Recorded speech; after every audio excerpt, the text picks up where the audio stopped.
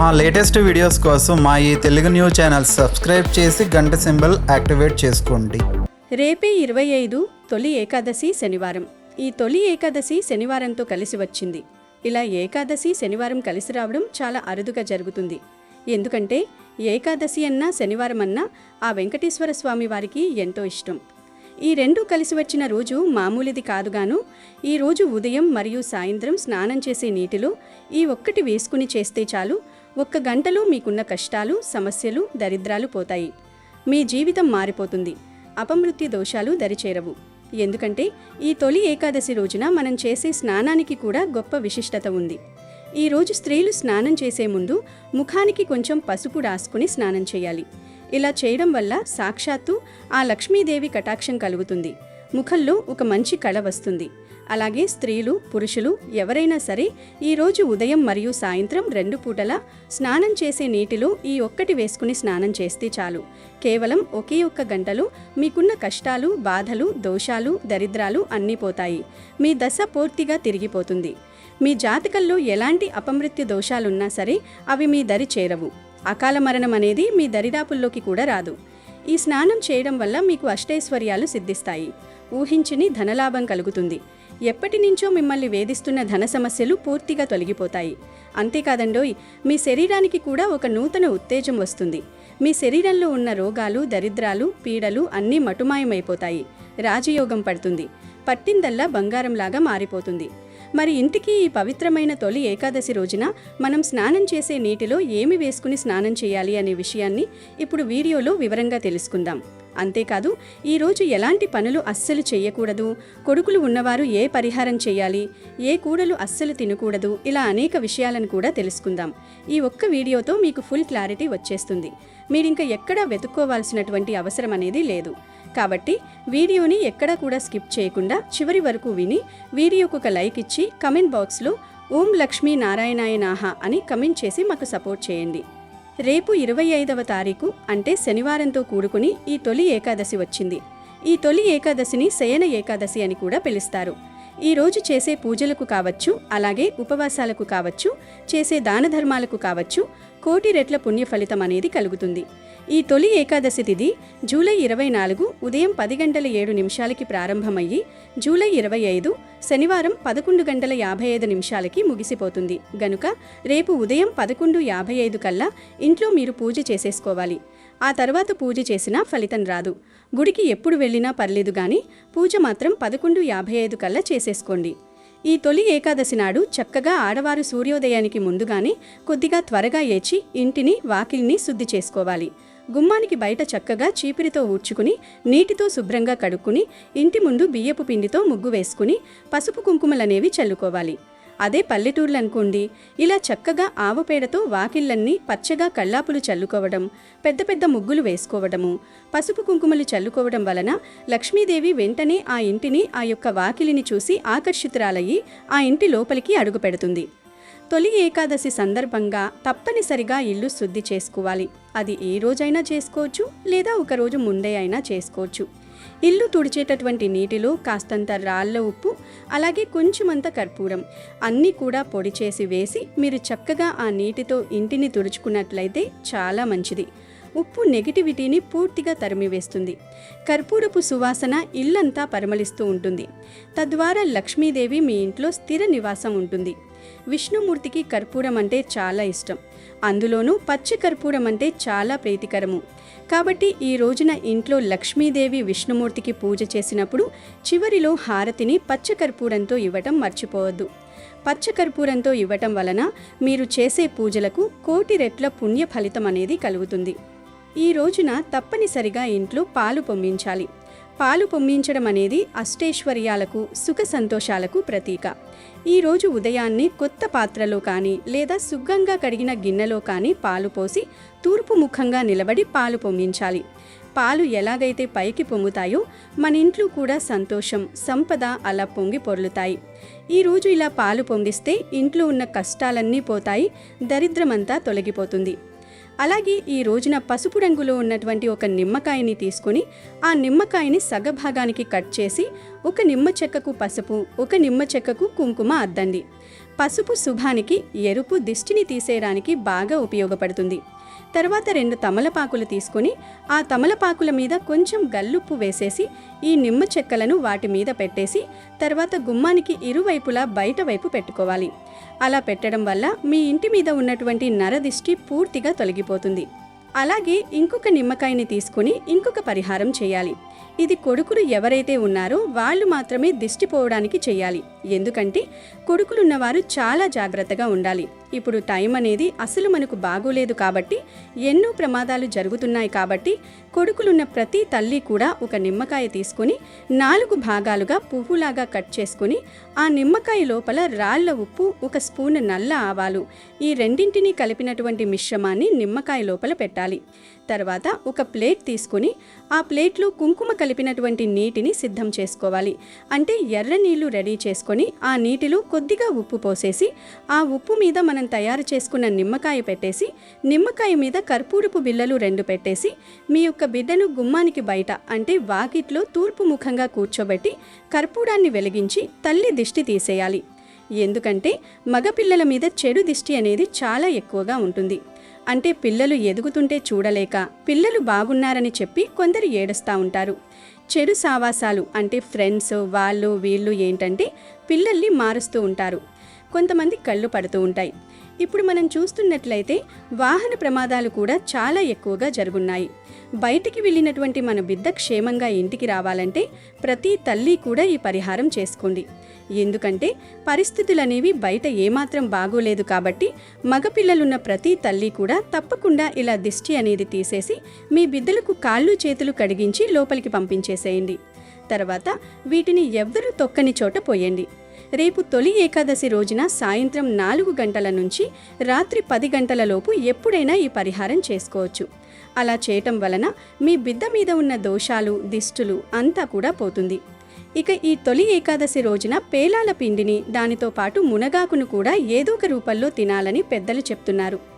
ఆషాఢ మాసంలో వచ్చే ఈ పర్వదినాన మునగాకును కూరగా, పప్పుగా లేదా వేడి అన్నంలో నెయ్యి వేసుకుని పొడిగా ఇలా ఏదో ఒక రూపంలో తప్పనిసరిగా తీసుకోవాలని మన పురాణాలు, ఆయుర్వేద శాస్త్రాలు స్పష్టంగా చెప్తున్నాయి. ఈ రోజున మునగాకు తినడం వల్ల సాక్షాత్తు శ్రీ మహావిష్ణువు అలాగే సిరి సంపదలను ప్రసాదించే మహాలక్ష్మీదేవి కరుణా కటాక్షాలు పుష్కలంగా లభిస్తాయి. దీని ద్వారా ఇంట్లోని దారిద్ర్యం పూర్తిగా తొలగిపోయి అష్టైశ్వర్యాలు సిద్ధిస్తాయి, ఆయుష్ అమాంతం పెరుగుతుంది. దీని వెనుక ఒక బలమైన శాస్త్రీయ కారణం కూడా దాగి ఉంది. ఆషాఢమాసంతో ఎండాకాలం పూర్తయి వర్షాకాలం ప్రవేశిస్తుంది. ఈ వాతావరణ మార్పుల వల్ల కొత్త నీరు రావడం, గాలిలో తేమ పెరగడం జరుగుతుంది. ఆ సమయంలో సహజంగానే మన శరీరంలో రోగనిరోధక శక్తి బాగా తగ్గిపోతుంది. జ్వరాలు, జలుబు, దగ్గు, కీళ్ల నొప్పులు, జీర్ణ సమస్యలు ఎక్కువగా దాడి చేస్తాయి. ఇలాంటి సీజనల్ రోగాల నుండి మనల్ని కాపాడే బలమైన రక్షణ కవచమే మునగాకు. ఇది వందలాది రోగాలను నయం చేసే ఒక అద్భుతమైన సంజీవనిగా కీర్తించబడింది. పోషకాల విషయానికి వస్తే మునగాకును ప్రపంచవ్యాప్తంగా సూపర్ ఫుడ్ లేదా మిరాకిల్ ట్రీ అని పిలుస్తున్నారు. ఇందులో అన్ని రకాల పోషకాలు సమృద్ధిగా ఉంటాయి. పాలలో కంటే 15 రెట్లు ఎక్కువ కాల్షియం, అరటి పండ్ల కంటే 3 రెట్లు ఎక్కువ పొటాషియం, క్యారెట్ల కంటే 10 రెట్లు ఎక్కువ విటమిన్ ఏ, కోడిగుడ్ల కంటే ఎక్కువ ప్రోటీన్, పాలకూర కంటే 25 రెట్లు ఎక్కువ ఐరన్ ఉంటాయి. కంటి చూపు మెరుగుపడటానికి, రక్తహీనత తగ్గటానికి, మధుమేహం అదుపులో ఉండటానికి ఇది దివ్యౌషధం. పిల్లల శారీరక, మానసిక ఎదుగుదలకు ఇది ఎంతో మేలు చేస్తుంది. ఈ ఏకాదశి నాడు ఉపవాసం ఉండేవారు మరుసటి రోజు ద్వాదశి ఉదయమైన మునగాకును తినడం మంచిది. కాబట్టి ఈ పండుగ రోజు తప్పకుండా మునగాకుని తిని సంపూర్ణ ఆరోగ్యంతో పాటు అపారమైన సంపదను, ఆయుష్ను పొందండి. మన తెలుగు క్యాలెండర్ ప్రకారం సంవత్సరంలో ఎన్నో పర్వదినాలు వస్తూ ఉంటాయి. కానీ వాటన్నింటిలో అత్యంత విశిష్టమైనది, పవిత్రమైనది తొలి ఏకాదశి. ఆషాఢమాసం శుక్లపక్షంలో వచ్చే ఈ ఏకాదశిని శయన ఏకాదశి అని, ప్రథమ ఏకాదశి అని, తొలి ఏకాదశి అని ఎన్నో పేర్లతో పిలుస్తూ ఉంటారు. హిందూ పురాణాల ప్రకారం తొలి ఏకాదశి అనేది చాలా గొప్ప ఏకాదశి. సంవత్సరంలో ప్రతి నెల 2 ఏకాదశులు చొప్పున మొత్తం 24 ఏకాదశులు వస్తాయి. అధిక మాసం వస్తే మరొక 2 ఏకాదశులు అదనంగా వస్తాయి.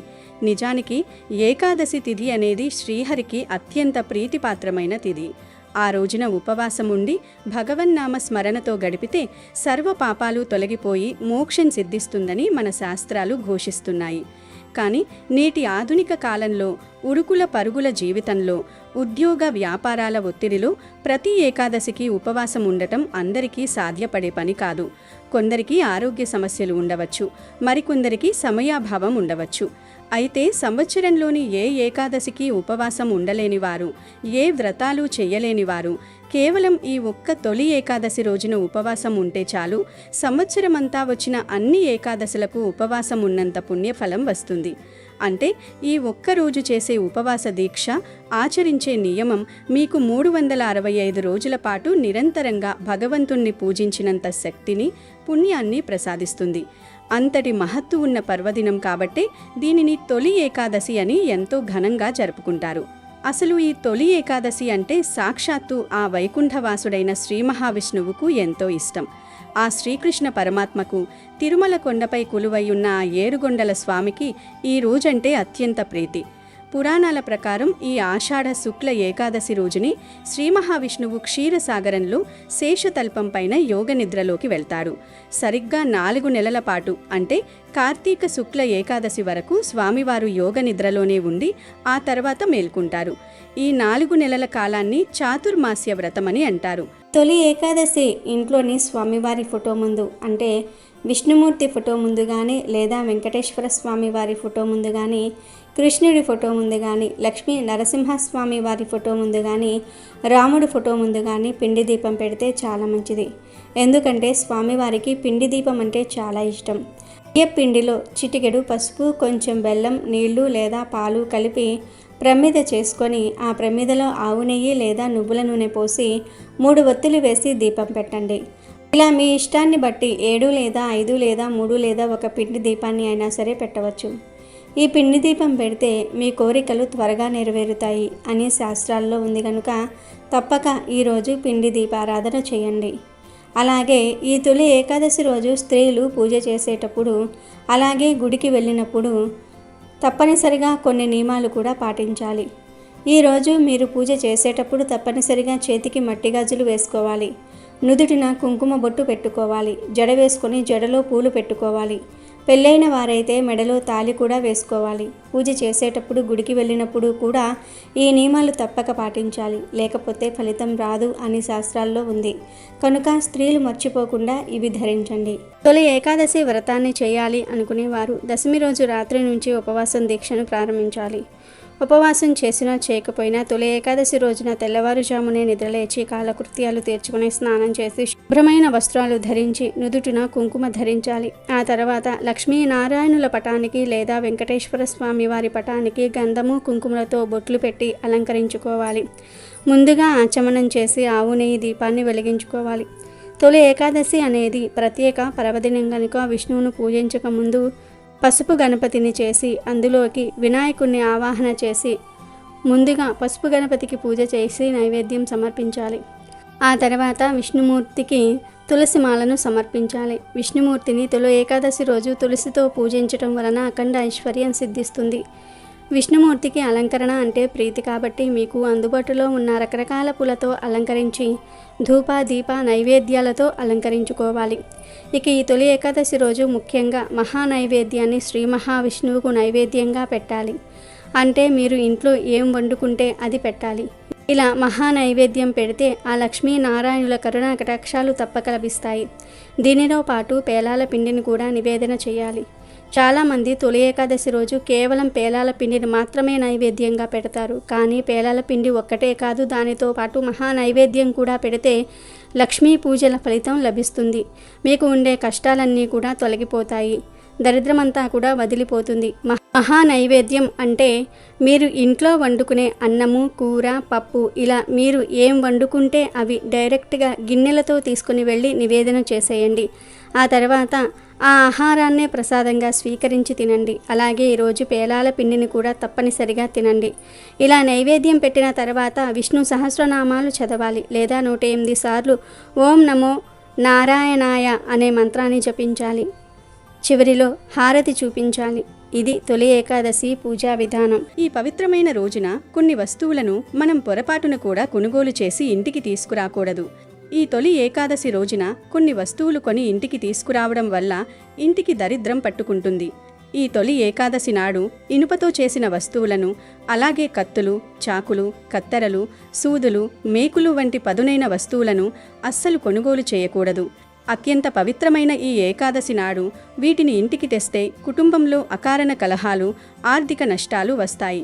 అలాగే నలుపు రంగు దుస్తులను కూడా తొలి ఏకాదశి రోజున కొనుగోలు చేయకూడదు. నలుపు రంగు దురదృష్టానికి మరియు శోకానికి చిహ్నంగా భావిస్తారు కాబట్టి ఈ పవిత్ర దినాన నలుపు రంగు దుస్తులను కొని ఇంటికి తీసుకురాకూడదు. తర్వాత చీపురు కూడా ఈ రోజు కొని ఇంటికి తేకూడదని శాస్త్రం చెప్తోంది.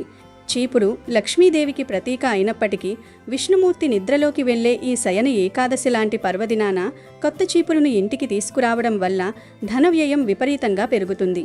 ఇంట్లో ఉన్న లక్ష్మి బయటకు వెళ్ళిపోతుంది. అదేవిధంగా తొలి ఏకాదశి పర్వదినాన పొరపాటున కూడా చింతపండును కొనుగోలు చేసి ఇంటికి తీసుకురాకూడదు. చింతపండు అనే పేరులోని చింత అనగా విచారం లేదా బాధ దాగి ఉంది. కాబట్టి అత్యంత పవిత్రమైన ఈ రోజున చింతపండును కొని ఇంటికి తెస్తే కుటుంబంలో లేనిపోని చింతలు, మానసిక బాధలు, అలాగే ఆర్థికపరమైన సమస్యలు విపరీతంగా పెరుగుతాయి. అందువల్ల ఆ పవిత్రమైన రోజున ఎట్టి పరిస్థితుల్లోనూ మనం చింతపండును మాత్రం అస్సలు కొని తేకూడదు. ఈరోజు ఈ వస్తువులు ఏమీ కొని ఇంటికి తీసుకురాకూడదు. కాదని కొంటే మాత్రం కష్టాలు తప్పవు. కావాలంటే ఒకరోజు ముందు వీటిని కొని తెచ్చుకోవచ్చు, కానీ తొలి ఏకాదశి రోజు మాత్రం వీటిని కొనకూడదు. ముత్తైదవ స్త్రీలు తొలి ఏకాదశి ముందు రోజు అంటే దశమి నాడు గోరింటాకును కోసి నూరి చేతులకు పెట్టుకుంటే మాంగళ్య బలం పెరుగుతుంది. ఆషాఢంలో ఒక్కసారైనా గోరింటాకు పెట్టుకోవాలని అంటారు కదా. ఆ గోరింటాకును ఈ తొలి ఏకాదశి రోజు ముందు రోజున పెట్టుకుంటే లక్ష్మీదేవి అనుగ్రహం కలుగుతుంది. కనుక దశమి రోజు స్త్రీలందరూ కూడా చేతులకు గోరింటాకు పెట్టుకోండి. స్త్రీలు అంటే కేవలం పెళ్ళైన వారు మాత్రమే కాదు, పెళ్ళి అవ్వని వారు కూడా ఈరోజు గోరింటాకు పెట్టుకోవాలి. అలా పెట్టుకోవడం వలన మీకు లక్ష్మీదేవి అనుగ్రహం లభించి సంవత్సరం అంతా అన్ని శుభాలే జరుగుతాయి. అలాగే ఈరోజు ఒక కొత్త దక్షిణావృత శంఖం కొనుగోలు చేసి ఇంటికి తెచ్చుకుంటే చాలా మంచిది. శంఖం శ్రీహరికి ఎంతో ఇష్టమైనది. పవిత్రమైన శంఖంలో సాక్షాత్తు సిరి సంపదల దేవి అయిన మహాలక్ష్మీదేవి కొలువై ఉంటుంది.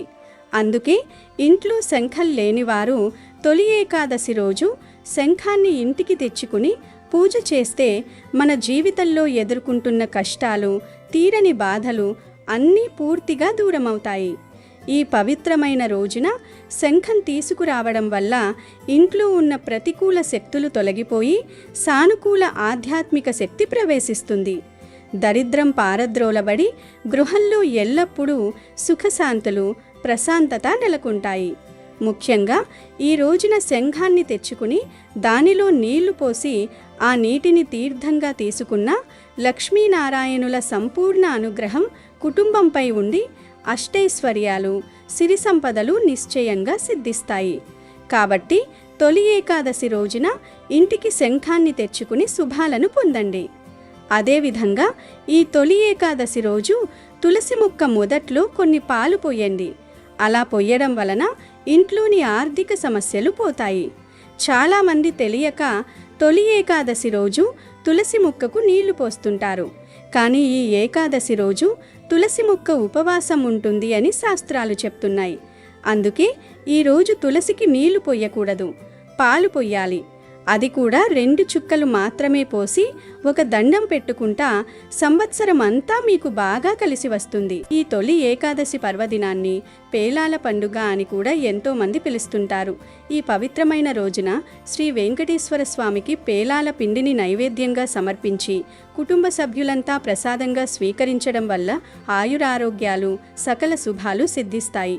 అయితే బయట మార్కెట్లో దొరికే రెడీమేడ్ పిండిని వాడే కంటే దేవుడికి సమర్పించే ఈ నైవేద్యాన్ని స్వయంగా మనమే ఇంట్లో తయారు చేసుకోవడం ఉత్తమం.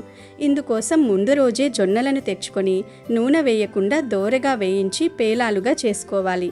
ఆ జొన్న పేలాలను మిక్సీలో వేసి దానికి తగినంత బెల్లం తురుము, కొద్దిగా పుట్నాల పప్పు, 2 యాలకులు జత చేసి కాస్త బరకగా మిక్సీ పట్టుకుంటే కమ్మని ప్రసాదం సిద్ధమవుతుంది.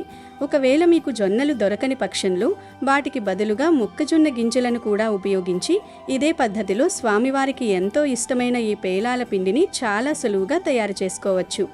అలాగే ఈరోజు తులసి మొక్క కింద ఉండే మట్టిని తీసి బొట్టుగా ధరిస్తే చాలా మంచిది. సంవత్సరమంతా ఎలాంటి సమస్యలు, కష్టాలు రాకుండా ఉంటాయి. లక్ష్మీనారాయణుల అనుగ్రహం కలుగుతుంది. ఈ తొలి ఏకాదశి రోజు మగవారు క్షవరం చేయించుకోకూడదు. ఎవరు ఈరోజు గోర్లు కత్తిరించుకోకూడదు. షాంపూలు లేదా కుంకుడుకాయలు పెట్టి తలస్నానం చేయటం వంటి పనులు చేయకూడదు. అలాగే తొలి ఏకాదశి రోజు స్త్రీలు గుడికి వెళ్ళేటప్పుడు చక్కగా జడ వేసుకుని వెళ్ళాలి. అంతేగాని ఒక క్లిప్ పెట్టేసి లూజ్ హెయిర్ వదిలేసి లేదా జుట్టు విరబూసుకొని వెళ్ళకూడదు. మహాపాపం తగులుతుంది. ఈ తొలి ఏకాదశి ఆషాఢ మాసంలో వచ్చే అత్యంత పవిత్రమైన రోజు. తొలి ఏకాదశి అంటే విష్ణుమూర్తికి ఎంతో ఇష్టం, ఎంతో ప్రీతి.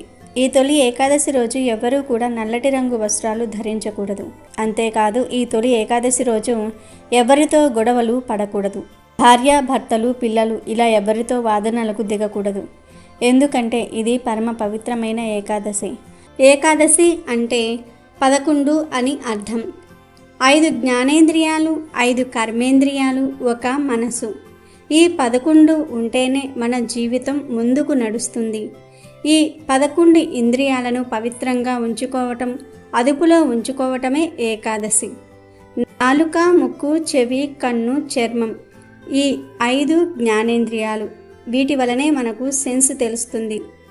ఏకాదశి రోజు వీటిని పవిత్రంగా ఉంచుకోవాలి. అంటే నాలుకను పవిత్రంగా ఉంచుకోవడాన్ని మాంసం, మద్యం తినకూడదు, చెడు మాటలు మాట్లాడకూడదు, తాంబూలం వేసుకోకూడదు. అలాగే చెవి, ముక్కు, కన్ను, చర్మంతో కూడా ఎలాంటి చేయకూడని పనులు చేయకూడదు. అంటే వినకూడనివి వినకూడదు, చాడీలు, బూతులు, చెడు మాటలు వినకూడదు, కళ్ళతో చూడకూడనివి చూడకుండా ఉండాలి. ఏకాదశి రోజు అభ్యంగన స్నానం చేయకూడదు. ఎందుకంటే ఆది భోగదాయకం. క్షవరం కూడా చేయించుకోకూడదు. ఇవి 5 జ్ఞానేంద్రియాలతో చేయకూడని తప్పులు.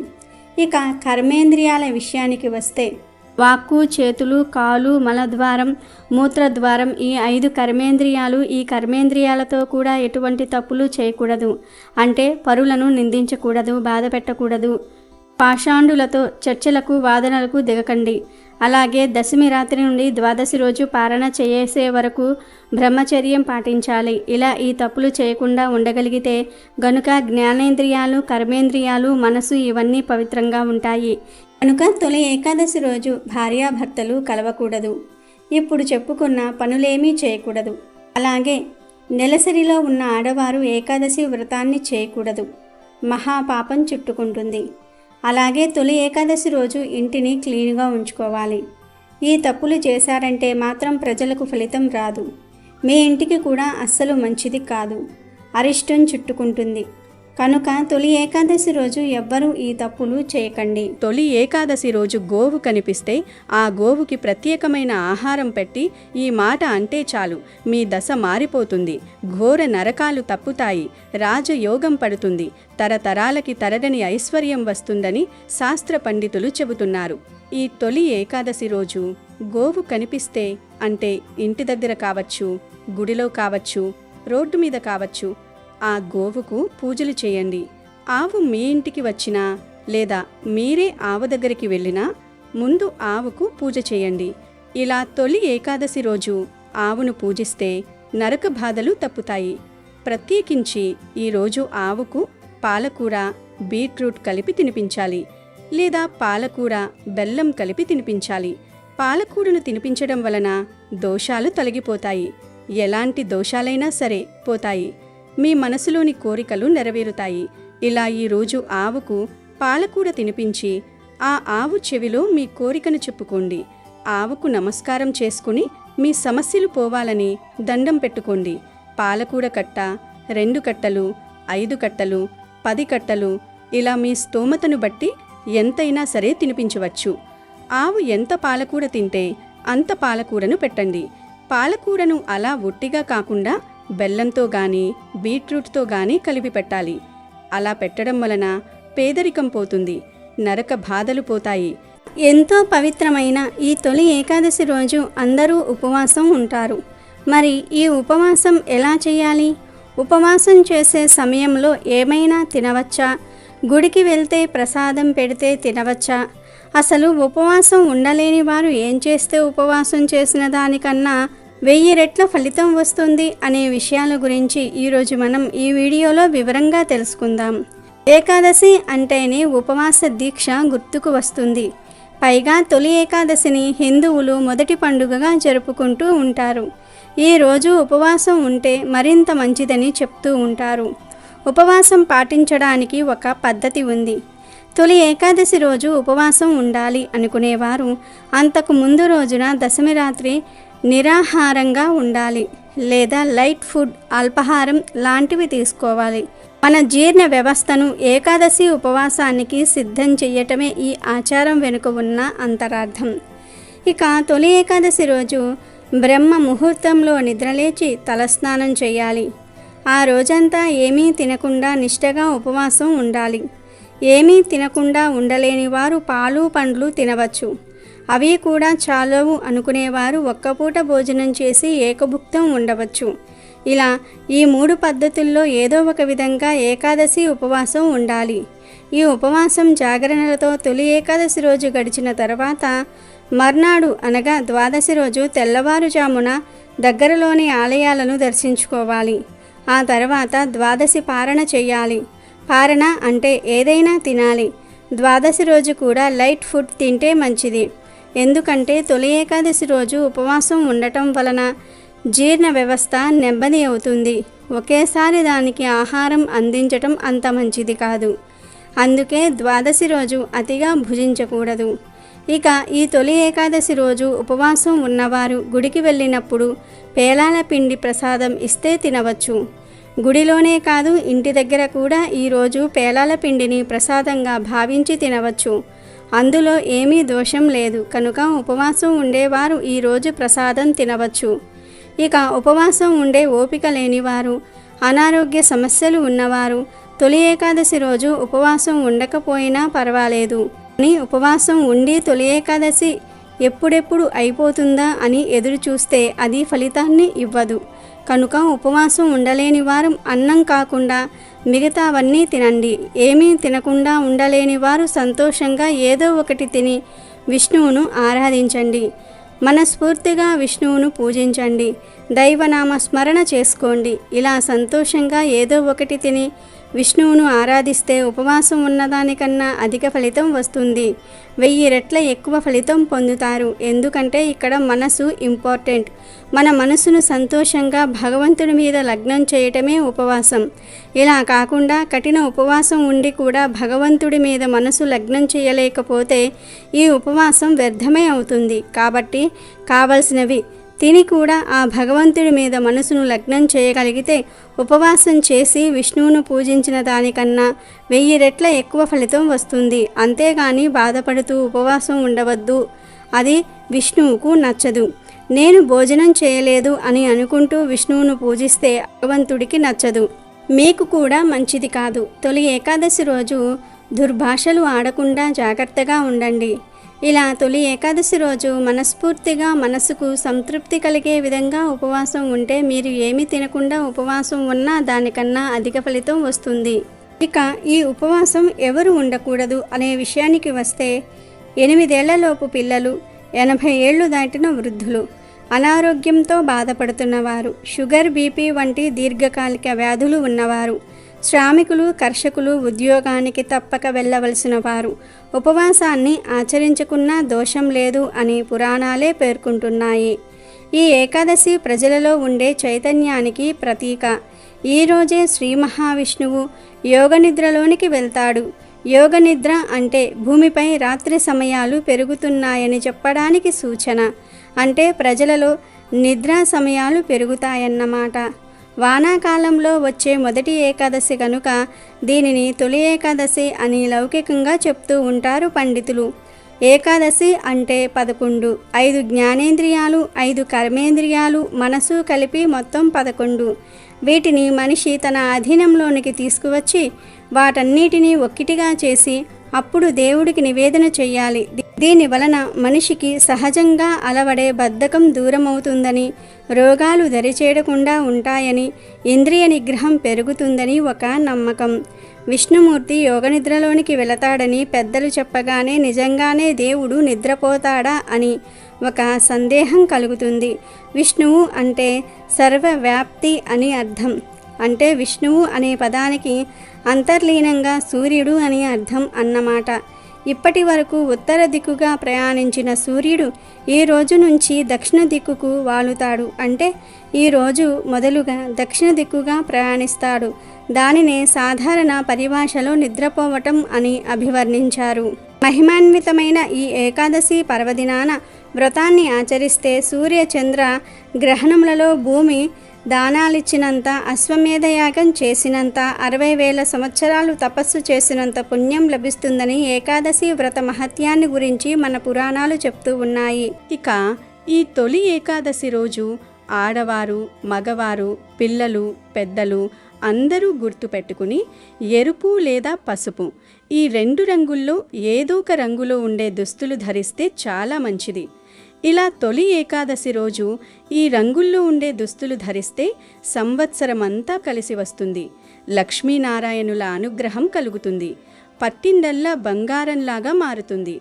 అష్టైశ్వర్యాలు సిద్ధిస్తాయి కనుక అందరూ గుర్తుపెట్టుకుని ఈ రంగు దుస్తులు ధరించే ప్రయత్నం చేయండి. ఇక విషయంలోకి వస్తే ఈ ఏకాదశి రోజు ఉదయం మరియు సాయంత్రం మీరు స్నానం చేసే నీటిలో 7 లేత తులసి ఆకులను గాని లేదా నువ్వులని గాని లేదా 1 స్పూను గల్లుప్పును గాని కలిపి స్నానం చేయాలి. ఈ మూడింటిలో ఏదో ఒక్కటి వేసుకుంటే చాలు, అద్భుత ఫలితం ఉంటుంది. ముందుగా మీకు దొరికితే ఒక 7 లేత తులసి ఆకులు తెచ్చుకోండి. ఆ తులసి ఆకులను చేతితో లైట్గా నలిపి మీరు స్నానం చేసే నీటిలో కలుపుకుని స్నానం చేయాలి. తులసి ఆకులకున్న శక్తి ఇంత కాదు. తులసి సాక్షాత్తు ఆ శ్రీ మహాలక్ష్మి స్వరూపం, విష్ణుమూర్తికి అత్యంత ఇష్టమైనది. అలాంటి తులసి ఆకులను నీటిలో వేసి స్నానం చేయడం వల్ల సర్వ పాపాలు తొలగిపోయి గంగానదిలో స్నానం చేసినంత పుణ్యం వస్తుంది. మీలో ఉన్న నెగటివ్ ఎనర్జీ మొత్తం పోయి పాజిటివ్ ఎనర్జీ వస్తుంది. తులసి సువాసన వల్ల మీ మనస్సుకు ప్రశాంతత చేకూరి శరీరానికి ఎంతో మేలు జరుగుతుంది. ఒకవేళ మీకు తులసి ఆకులు దొరకకపోతే తెల్ల నువ్వులు గాని లేదా నల్ల నువ్వులు గాని 1 అరచెంచాడు తెచ్చి నీటిలో కలిపి స్నానం చేసుకోవాలి. నువ్వులు కూడా ఆధ్యాత్మికంగా చాలా గొప్పవి. నువ్వుల చెట్టు విష్ణుమూర్తి చెమట బిందువుల నుండి పుట్టిందని మన పురాణాలు చెబుతున్నాయి. పైగా ఈ ఏకాదశి శనివారం నాడు రావడం వల్ల శనీశ్వరుడికి అత్యంత ప్రీతిపాత్రమైన నువ్వులను నీటిలో వేసి స్నానం చేస్తే శని దోషాలు, ఏలినాటి శని ప్రభావం లాంటివి కూడా తగ్గిపోతాయి. అపమృత్యు దోషాలు పోతాయి. గ్రహ దోషాలు తొలగిపోయి మీ జీవితంలో అద్భుతమైన మార్పులు చూస్తారు. ఆరోగ్యపరంగా కూడా నువ్వుల నీటి స్నానం చర్మానికి ఎంతో మంచిది.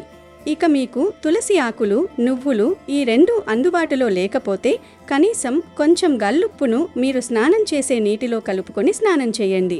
ఉప్పుకున్న గొప్పతనం మనందరికీ తెలిసిందే. ఉప్పు సముద్రం నుండి పుడుతుంది. లక్ష్మీదేవి కూడా క్షీరసాగర మథనంలో సముద్రం నుండే జన్మించింది కాబట్టి ఉప్పును లక్ష్మీ స్వరూపంగా భావిస్తారు. ఈ గల్లుప్పును నీటిలో వేసి స్నానం చేయడం వల్ల మీపై ఉన్న నరఘోష, దిష్టి దోషాలు అన్నీ పటాపంచలైపోతాయి. ఉప్పు నీరు మీ శరీరంలోని అలసటను, నొప్పులను లాగేసి గొప్ప ఉపశమనం ఇస్తుంది.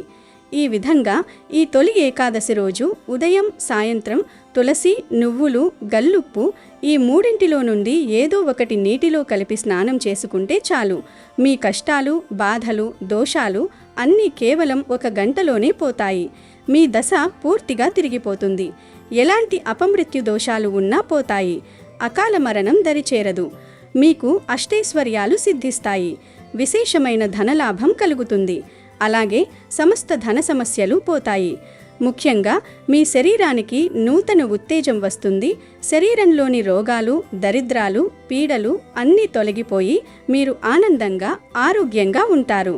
ఇక కూర విషయానికి వస్తే ఎంతో పవిత్రమైన ఈ తొలి ఏకాదశి రోజు పొరపాటున కూడా ఇంట్లో దొండకాయ కూరను మరియు పొట్లకాయ కూరను వండకూడదు. ఈరోజు పిల్లలు, పెద్దలు, ఆడవారు, మగవారు ఎవరూ ఈ కూరలు తినకూడదు. ఉపవాసం ఉన్నా లేకపోయినా ఈ కూరలు మాత్రం తినకూడదు. అంటే వీటిని కూరల రూపంలోనే కాదు, ఏ రూపంలోనూ కూడా టచ్ చేయొద్దు. ఫ్రై రూపంలో కానీ, పచ్చళ్ళ రూపంలో కానీ, పప్పులో వేసుకుని కానీ ఇలా ఏ విధంగా తినవద్దు. ఇంట్లోనే కాదు, బయట హోటల్స్లో, రెస్టారెంట్స్లో కూడా ఎక్కడా కూడా ఈ కూరలను తినకూడదు. ఈరోజు పొరపాటున దొండకాయను కానీ, పొట్లకాయను కానీ తింటే అప్పుల పాలైపోతారు. చేతిలో చిల్లి గొవ్వ కూడా మిగలదు. ఆర్థిక సమస్యలతో కూరుకుపోతారు. అప్పుల పాలైపోతారు. కోరి కష్టాలు తెచ్చుకున్నట్లు అవుతుంది. కనుక ఈరోజు ఆడవారు ఇంట్లో దొండకాయ, పొట్లకాయ కూరలను వండవద్దు. ఎవరు ఈరోజు ఈ కూరలను తినవద్దు. వీటితో పాటు ఈరోజు నాన్ వెజ్ కూడా తినకూడదు. ఈ విషయం అందరికీ తెలిసిందే. మన హిందువులకు ఏ పండుగ వచ్చినా నాన్ వెజ్ తినరు. అంటే మాంసము, మటన్, చికెన్, చేపలు, రొయ్యలు, పీతలు ఇలాంటివి ఏవి కూడా ఈరోజు తినకూడదు. దొండకాయ మరియు పొట్లకాయ, నాన్ వెజ్ ఈ 3 కూరలు ఈరోజు తినకూడదు. కాదని తింటే మాత్రం మీరు చేసే పూజలకు ఫలితాలు రావు. చేతిలో చిల్లి గవ్వ కూడా మిగలదు. అప్పుల పాలైపోతారు. సంవత్సరమంతా కూడా కష్టాలు వస్తాయి. ఇక తొలి ఏకాదశి రోజు మందార ఆకుతో ఒక పరిహారం చేస్తే చాలు. మీకు ఉన్న ధన సమస్యలు, అప్పుల బాధలు, రాహుకేతు శని దోషాలు కూడా పోయి కోటీశ్వరులుగా మారిపోతారని పెద్దలు చెప్తూ ఉన్నారు. లేదు, తొలి ఏకాదశి రోజు ఒక మందార ఆకును తీసుకోండి. సాధారణంగా అందరి ఇళ్ల దగ్గర మందార చెట్లు ఉంటాయి. మన ఇంట్లో లేకపోతే పక్కింట్లోనో లేదా పొరుగింట్లోనో మందార చెట్లు ఉంటాయి. అందరికీ మందార చెట్లు అందుబాటులోనే ఉంటాయి కనుక అందరూ తప్పక ఈ పరిహారాన్ని చేసుకోండి. ముందుగా మందార చెట్టు దగ్గరకు వెళ్ళి చెట్టుకు ఒక నమస్కారం చేసుకొని మంచి మందార ఆకును కొయ్యండి. అంటే పురుగులు పట్టినది, చిరిగినది కాకుండా మంచిగా ఉన్న పెద్ద సైజు మందార ఆకును కొయ్యండి. ఆ ఆకును తీసుకొని మీ ఇంటి లోపలికి వచ్చేయండి. మందార ఆకులకు మన కష్టాలను, సమస్యలను తొలగించే శక్తి ఉంది. మన జీవితాన్ని అద్భుతంగా మార్చేసే శక్తి కూడా ఉంది కనుక ముందు మందార ఆకును తెచ్చుకోండి. తర్వాత ఈ మందార ఆకును ఒక ప్లేట్లో పెట్టండి. అంటే స్టీల్ ప్లేట్ కాకుండా గాజు ప్లేటు లేదా ఇత్తడిది లేదా రాగి ప్లేట్లో పెట్టండి. పెట్టే ముందు ఆ ప్లేటు మీద పసుపుతో స్వస్తిక్ గుర్తు వేయండి. ఆ స్వస్తిక్ గుర్తు మీద ఆకును పెట్టండి. తర్వాత ఈ మందార ఆకు మీద చిటికెడు కుంకుమ వేయండి. కుంకుమ చాలా పవిత్రమైనది మరియు శక్తివంతమైనది. కుంకుమ వేసిన తర్వాత దాని మీద గల్లులుప్పు ఉంటుంది కదా, ఆ గల్లులుప్పు కూడా వేయండి. ఆ ఆకు మీద ఎంత ఉప్పు పడితే అంత ఉప్పును వేయండి. ఉప్పు గురించి ప్రత్యేకంగా చెప్పవలసిన అవసరం లేదు. ఉప్పు నెగిటివ్ ఎనర్జీని లాగేసుకుంటుంది, దుష్ట శక్తులను తరిమి కొడుతుంది. మన కోరికలను తీర్చే శక్తి ఉప్పుకు ఉంది కనుక మందార ఆకు మీద ఉప్పును వేయండి. కుంకుమ, ఉప్పు ఈ రెండింటిని వేసిన తర్వాత ఈ ప్లేటును తీసుకుని వెళ్ళి మీ ఇంట్లో వంటగదిలో కానీ, హాల్లో కానీ, ఈశాన్య మూలంలో వేయండి. తొలి ఏకాదశి రోజు ఉదయం లేచినప్పటి నుండి రాత్రి 12 లోపు ఎప్పుడైనా సరే పరిహారం చేసుకోవచ్చు. ఇలా పెట్టిన మందార ఆకును మళ్ళీ మరుసటి రోజు అంటే ద్వాదశి రోజు సాయంత్రం తీసి ఏదైనా చెట్టు మొదట్లో పడవేయండి. మందార ఆకుకు మన సమస్యలను తొలగించే శక్తి ఉంది కనుక తొలి ఏకాదశి రోజు ఈ మందార ఆకు పరిహారం చేస్తే చాలు. మీకు ఉండే అప్పులు తీరిపోతాయి, ధన సమస్యలు పోతాయి, రాహుకేతు శని దోషాలు పోతాయి, మీరు అపర కుబేరులుగా మారిపోతారు. కాబట్టి మీరు కూడా తొలి ఏకాదశి రోజు మందార ఆకుతో ఈ చిన్న పరిహారాన్ని చేసి శుభ ఫలితాలను పొందండి. అయితే ఈ తొలి ఏకాదశి రోజు సాధారణంగా అందరూ ఫ్యామిలీతో సహా గుడికి వెళ్తూ ఉంటారు. అలా వెళ్ళినప్పుడు గుడి హుండీలో ఇదొక్కటి వేస్తే చాలు, మీకు ఉన్న కోరికలు తీరిపోతాయి. మీరు వద్దన్న ధనం వస్తుందని పండితులు చెప్తూ ఉన్నారు. ఏమీ లేదు, ఈ తొలి ఏకాదశి రోజు చక్కగా ఒక చిన్న పసుపు రంగు వస్త్రం తీసుకోండి. ఆ వస్త్రంలో ఒక పసుపు కొమ్మును మరియు మీకు తోచినంత ధనాన్ని పెట్టండి. మీ స్తోమతకు తగ్గట్టుగా ఎంతో కొంత ధనం పెట్టాలి. 11 రూపాయలు, 101 రూపాయి, 116 రూపాయలు, 1116 రూపాయలు ఇలా మీరు ఎంత పెట్టగలిగితే అంత ధనం పెట్టండి. ఆ తర్వాత పసుపు కొమ్మును, ధనాన్ని కలిపి మూటలాగా కట్టి ఆ మూటను చేతిలో పట్టుకొని మీ కోరిక చెప్పుకోండి. మీకు ఏ విధమైన కోరిక ఉన్నా పర్వాలేదు, ఆ కోరికను చెప్పుకోండి, కానీ ధర్మబద్ధమైన కోరికై ఉండాలి. అప్పుడే అది నెరవేరుతుంది. అప్పుడే స్వామి మీ కోరికను తీరుస్తారు. ఇలా తొలి ఏకాదశి రోజు ఉదయమే మీ కోరికను చెప్పుకొని మూట కట్టుకోండి. తర్వాత మీరు స్వామి గుడికి వెళ్ళినప్పుడు, అంటే వెంకటేశ్వర స్వామి గుడికి కానీ, విష్ణు ఆలయానికి కానీ, రామాలయానికి కానీ, కృష్ణాలయానికి కానీ వెళ్ళండి. ఫ్యామిలీ అంతా కలిసి వెళ్తే మంచిది. అలా గుడికి వెళ్ళినప్పుడు ముందు కట్టి ఉంచుకున్న మూటను కూడా మీతో పాటు తీసుకొని వెళ్ళి హుండీలో వేసేయండి. ఇలా చేయటం వలన మీరు కోరుకున్న కోరికలు ఖచ్చితంగా నెరవేరుతాయి. అంతేకాదు, మీకు ఉన్న కష్టాలన్నీ కూడా తొలగిపోతాయి. పట్టిందల్లా బంగారం అవుతుంది. ఇలా హుండీలో ఈ మూటను వేసిన తర్వాత కాసేపు గుడిలోనే కూర్చొని ఆ తర్వాత ఇంటికి వచ్చేయండి. తొలి ఏకాదశి రోజు గుడికి వెళ్ళినప్పుడు ఇలా చేయటం వలన ఖచ్చితంగా ముడుపు కట్టిన మీ కోరిక నెరవేరుతుంది. మీకు అంతా మంచే జరుగుతుంది. అదేవిధంగా మీరు ఈరోజు గుడికి వెళ్ళినప్పుడు గుడి బయట ఉండే యాచకులకు కొంత ధనం ఇవ్వండి. ఏదో ఒకటి దానం చేయండి. స్వామివారి అనుగ్రహం తప్పక లభిస్తుంది. ఈ రోజు అనగా తొలి ఏకాదశి పర్వదినం సందర్భంగా ఒక ప్రత్యేకమైన చెట్టును తాకితే మీ దశ తిరిగిపోయి అదృష్టం పడుతుంది. ఆ చెట్టు ఏదో కాదు, మనకందరికీ ఎంతో సుపరిచితమైన సాక్షాత్తు శ్రీ మహాలక్ష్మి గౌరీదేవి స్వరూపమైన వేప చెట్టు. అవును, మీరు విన్నది అక్షరాల నిజం. వేప చెట్టును తొలి ఏకాదశి రోజు తాకడం వల్ల అత్యంత విశేషమైన ఫలితాలు కలుగుతాయి. వేప చెట్టు సాక్షాత్తు అమ్మవారి ప్రతిరూపం. ఈ చెట్టులో ముక్కోటి దేవతలు కొలువై ఉంటారు. వేప చెట్టు గాలి పీల్చినా, వేప చెట్టు నీడను కొన్ని నిమిషాలు కూర్చున్నా మన శరీరానికి ఎన్నో రకాల ఆరోగ్య ప్రయోజనాలు కలుగుతాయి. ఆధ్యాత్మికంగా చూసుకుంటే వేప చెట్టుకు ఉన్న ప్రాముఖ్యత అంతా ఇంతా కాదు. వేప చెట్టును భక్తితో పూజించడం వల్ల సాక్షాత్తు ఆ జగన్మాతను పూజించినంత విశేషమైన పుణ్యం దక్కుతుంది. ఇలాంటి మహిమాన్వితమైన వేప చెట్టుకు తొలి ఏకాదశి లాంటి పర్వదినాల్లో విశ్వం నుండి అనంతమైన దైవిక శక్తులు ఆకర్షింపబడతాయి. ఆ పవిత్ర సమయంలో మనం ఆ చెట్టును స్పృశించడం ద్వారా ఆ దైవిక శక్తి మన శరీరంలోకి నేరుగా ప్రవేశిస్తుంది. ఈ పవిత్రమైన తొలి ఏకాదశి రోజున ఏ సమయంలోనైనా సరే ఉదయం నుండి రాత్రిలోపు మీకు వేప చెట్టు ఎక్కడ కనిపించినా వెంటనే ఆ చెట్టు దగ్గరకు వెళ్ళండి. ఖాళీ చేతులతో కాకుండా ముందుగా ఒక ఇత్తడి లేదా రాగి చెంబులో శుభ్రమైన నీళ్లను తీసుకోండి. ఆ చెంబుడు నీళ్లను పట్టుకుని వేప చెట్టు దగ్గరకు వెళ్ళి ఆ నీటిని నెమ్మదిగా ఎంతో భక్తి శ్రద్ధలతో వేప చెట్టు మొదట్లో ధారగా పోయండి. ఆ తర్వాత చేతులు జోడించి చెట్టుకు నమస్కరించుకుని ఆ చెట్టు చుట్టూ సరిగ్గా 11 ప్రదక్షిణలు చేయాలి. 11 ప్రదక్షిణలు పూర్తయిన తర్వాత ఆ వేప చెట్టును 11 సార్లు మీ 2 చేతులతో తాకాలి. ఏదో మొక్కుబడిగా యాంత్రికంగా కాకుండా చాలా ప్రేమగా భక్తితో ఒక కన్నతల్లిని స్పృశించినట్లుగా స్పృశించాలి. అలా తాకుతున్నప్పుడు ఆ చెట్టుకు మీ మనసులో ఉన్న బలమైన కోరికను చెప్పుకోండి. మీకు ఏళ్ల తరబడి పీడిస్తున్న ఆర్థిక ఇబ్బందులు ఉన్నా, నయంకాని భయంకరమైన ఆరోగ్య సమస్యలు ఉన్నా, తీరని అప్పుల బాధలు ఉన్నా, ఇంట్లో భార్యాభర్తల మధ్య గొడవలు లాంటి కుటుంబ సమస్యలు ఉన్నా సరే వాటన్నింటినీ ఆ వేప చెట్టుకు చెప్పుకొని మీ కష్టాలను తీర్చమని మనసారా వేడుకోండి. మీరు పడుతున్న బాధలన్నీ ఆ చెట్టుకు విన్నవించుకోండి. ఇలా చేయడం వల్ల అతి త్వరలోనే మీ కోరికలు నెరవేరుతాయి. మీ సమస్యలన్నీ మంచులా కరిగిపోయి తీరిపోతాయి.